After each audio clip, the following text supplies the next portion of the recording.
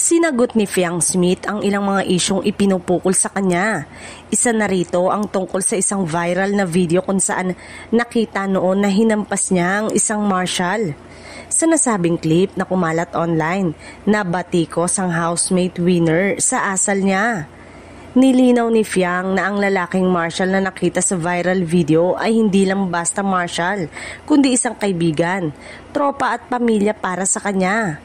Ipinaliwanag din ni Fiang na ang mga tao ay nagkamali ng interpretasyon dahil hindi nila nakikita ang kanilang bonding off camera na hindi raw naman niya gagawin sa sino mang hindi close sa kanya.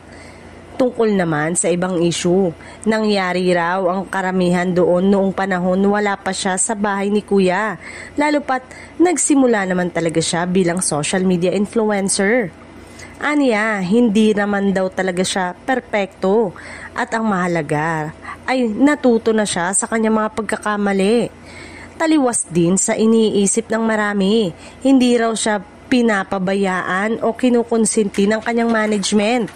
Sa katunayan, madalas daw ay ipinapatawag siya sa 12th floor ng ABS-CBN building para sabunin ni Direk Loren Jogi, head ng Star Magic.